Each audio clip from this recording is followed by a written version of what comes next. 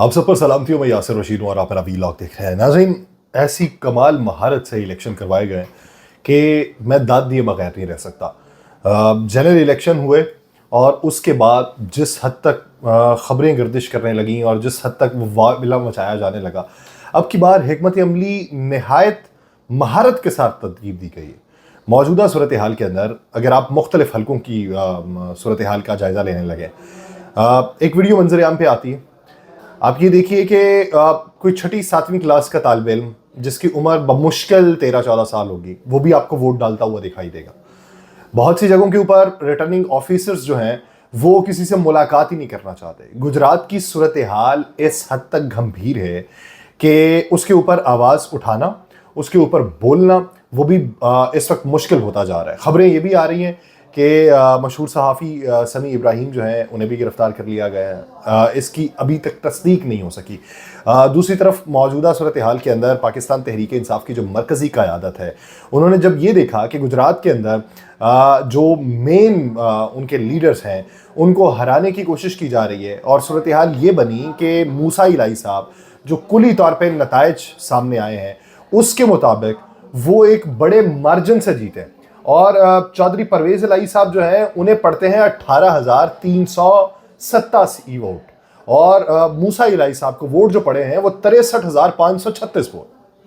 यानी मैं 20 polling station के नताइज अपने पहले व्लॉग के अंदर बयान कर चुका हूं कि इब्तदाई तौर पे जब 2-4 पोलिंग स्टेशन की सूरत हाल देखने में आई तो वहां पे बहुत बड़ा फर्क था। चौधरी परवेज इलाही साहब लीड कर रहे थे, मूसा इलाही साहब नहीं कर रहे थे। फिर बाद में खबर ये आना शुरू हुई कि पोलिंग स्टेशन से पोलिंग एजेंट जो है उन्हें दाखिल नहीं होने दिया जा रहा। बहुत सी मुश्किलात हैं। 92 न्यूज़ के नुमाइंदा बिलाल सिकंदर, फैसलाबाद से उनका ताल्लुक है, उनकी ड्यूटी लगी हुई थी गुजरात के अंदर, तो वो वहाँ पर मौजूद थे। 2 कैमरामैन वहाँ पर मौजूद थे, DSNG गाड़ी वहाँ पर मौजूद थी और जब वो हकायक दिखा रहे हैं, वो बेज़ाब्तगियों की निशानदेही कर रहे हैं, तो कहा ही जाता है कि नकाब पोश अफराद ने उनके ऊपर हमला किया। ड्राइवर जो DSNG का है उसने गाड़ी को भगा दिया, उसने गाड़ी को भगा के अपनी जान बचाई। जो रिपोर्टर और 2 कैमरामैन हैं उन्हें गिरफ्तार कर लिया गया। इसके अलावा दीगर सहाफ़ियों की भी गिरफ्तारी की इतलात हैं, जो यूट्यूबर्स वहाँ पर मौजूद थे उनकी भी गिरफ्तारी की इतलात हैं। अब हुकूमत पंजाब की तर्जुमान जो है, हमारी वज़ीर इत्तलात जो है अज़मा बुखारी साहिबा, वो तो ये कहती हैं कि बिला जवाज़ सहाफ़ी की गिरफ्तारी नहीं हो सकती, ना ही उसकी इजाज़त देंगे। आप इजाज़त नहीं देंगे, वहाँ पर वो गिरफ्तार करके बैठे हुए हैं। बैरिस्टर गौहर साहब, उमर अयूब साहब, सेनेटर शिबली फराज साहब, उन्होंने जब सूरत हाल को देखा कि ये सूरत हाल काफ़ी गंभीर है तो वो दीगर अराकीन असम्बली को अपने साथ लेके वो गुजरात पहुंचे। गुजरात से इतलात तो आना शुरू हो चुकी थी कि ऐसी सूरत हाल है। अब वहाँ पे बात मेरी सिर्फ ये है कि क्या ये एक आधी नशिस्त जो है, एक आध नशिस्त ही है ना। चौधरी परवेज इलाही साहब अगर जीत जाएंगे, दूसरी तरफ मूसा इलाही साहब जो वहाँ पे उनके भांजे हैं, जो जनरल इलेक्शन में, जो गुज़श्ता जनरल इलेक्शन था, एक बड़े मार्जिन के साथ वो हारे थे। अब की बार वो छड़ी ज़रा दूसरे तरीके से घुमा दी गई है, तो वो जो हारे हुए थे उनकी भी जीतें पक्की हो चुकी हैं। तो ये एक आध नशिस्त अगर निकल जाती तो क्या होता, ज़्यादा से ज़्यादा क्या होता, क्या होना था, क्या वजारत आला के ऊपर हर्फ आना था। लेकिन ज़ाती तौर पर अब ये पाकिस्तान मुस्लिम लीग नून गए जी, देखें जी हमारा तो इसमें कोई लेना देना नहीं। जनरल इलेक्शन में आप ये कहते हैं कि देखिए हमारा कोई लेना देना नहीं था, क्योंकि उस वक्त निगरान हुकूमत बैठी हुई थी, आपने निगरान हुकूमत के कंधों के ऊपर बात डाल दिया। अब सिटिंग गवर्नमेंट आपकी बैठी हुई है। अब आप ये बताइए कि अगर किसी सहाफी को उठाया जाता है, अगर कोई सच दिखाने के ऊपर कोई कदगन लगाई जाती है, किसी और के ऊपर घेरा तंग किया जाता है, तो किसको जिम्मेदार ठहराएं? आप अपनी फिस्तायत का मुजाहरा कर रहे हैं, आप बर्बरियत का मुजाहरा कर रहे हैं, आप सियासी तौर पर नंगे हो रहे हैं। किस हद तक नंगे होंगे? वहाँ पे इतलात ये भी हैं कि जो शेखुपुरा से और गुजरांवाला से भी 2 लोग गए, जो रुकने कौमी असम्बली हैं, पाकिस्तान तहरीक इंसाफ सुन्नी इत्तेहाद काउंसिल से उनका ताल्लुक है, उनको भी गिरफ्तार कर लिया गया वहाँ पे। अब ये लोग जाके ये RO ऑफिस में प्रिजाइडिंग ऑफिसर से मिलना चाहते थे, प्रिजाइडिंग ऑफिसर भी नहीं मिले, रिटर्निंग ऑफिसर भी मिलने से इनकारी हैं। वहाँ पे बाहर खड़े होके वो वावेला मचा रहे हैं कि जी हमारा क्या बनेगा, हमारे साथ ज्यादती हुई है। मुल्क के अंदर इस वक्त हिजान बरपा है। अगर इस सारी सूरत हाल को देखते हुए आप ये समझते हैं कि चीज़ों के ऊपर पर्दा डाला जा सकता है, तो एक सादा सा हल है। अक्सरियत आपके पास मौजूद है, मजबूत आप हैं ही, आपने सारा कुछ कर लिया है। जब आप 90 दिनों में इलेक्शन के बाद भी इलेक्शन करवा सकते हैं, जब आप सारा कुछ करवा सकते हैं, आप सदर का इलेक्शन करवा सकते हैं, एक तरफ आप वो इलेक्शन करवा लें, लेकिन खैबर पख्तूनख्वा का इलेक्शन ना करवाया जाए कि वहां पे तकरीब हल्फ बर्दारी नहीं हो सकी उन लोगों की जो मखसूस नशिस्तों के ऊपर हैं, और उस बिना के ऊपर आप सेनेट का इलेक्शन जो है उसमें से वो नशिस्तें निकाल देते हैं खैबर पख्तूनख्वा की।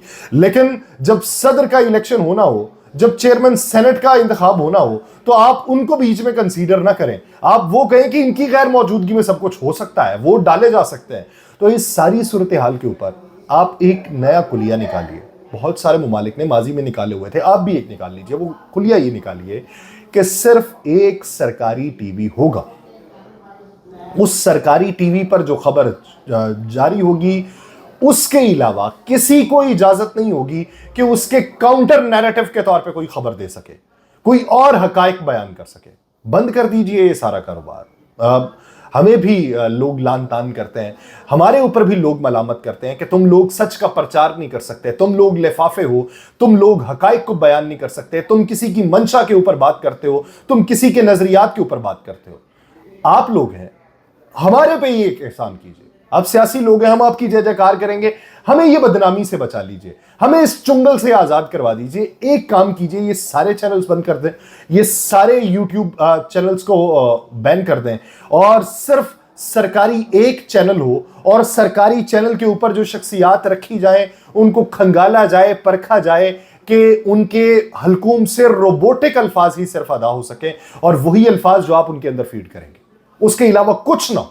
तो फिर पाकिस्तान में खुशहाली भी होगी, आपकी मंशा के मुताबिक सारा कुछ होगा, दूध की नहरें बह रही होंगी, सरकारी टीवी पे ऐलान जारी हो रहा होगा कि डॉलर्स की बरसात हुई है, और डॉलर की बरसात के अंदर कोई भी वो उसे इकट्ठा करने के लिए मौजूद नहीं है। वहां पे खबरें ये जारी होंगी कि सिग्नल्स के ऊपर लोग पैसे लेके खड़े हैं लेकिन कोई लेने वाला नहीं है। वहां पे खबरें ये जारी हों कि मुर्गी का गोश्त जो है वो 200 रुपए किलो के अंदर बिक रहा है, मटन का गोश्त जो है वो 400 रुपए किलो में बिक रहा है। और वहां पे आप ये कहें कि अशियाए खोरनोश इस हद तक सस्ती हो चुकी हैं कि लोग अब ये सोचते हैं यार 4 दिन भूखा रहना, इतना खा खा के क्या करेंगे। वहां पे खबरें ये जारी हों कि मुमलिकत खुदादाद पाकिस्तान के अंदर जो सबसे बेहतरीन लीडर हैं वो मियां नवाज शरीफ साहब है, बेहतरीन वज़ीर आला मियां शहबाज शरीफ साहब के बाद मरियम नवाज साहिबा देखने में आई हैं, और विफाक के अंदर मियां शहबाज शरीफ साहब ने जाके थरथली मचा दी है, और हम इस रफ्तार से आगे निकले हैं कि अमेरिका हमसे 100 साल पीछे रह चुका है। ये खबरें वहां पे चले, इससे आप एक काउंटर नैरेटिव के तौर पे पूरी दुनिया के अंदर बुलंद हो सकते हैं, अपने अखलाकियात को भी आप बुलंद कर सकते हैं, क्योंकि आपके हाथ में वो सारा कंट्रोल होगा कि किस हद तक अखलाकियात को बुलंद करके रखना है, किस हद तक किसी दूसरे को गिराना है। ना तो फिर हम पे मलामत हो, ना हमें कोई कोसे, ना हमसे कोई बास पुरस करे, ना हमारी तरफ कोई देखे। ये एहसान हम पे कर दीजिए, ये आपका एहसान जिंदगी भर हमारी नस्लें नहीं भूलेंगी। आपने हमारा जीना तंग किया हुआ है, ये हमारी जिंदगी को आसान भी आप ही कर सकते हैं। मुझे दीजिए इजाजत, अल्लाह ने के बाद।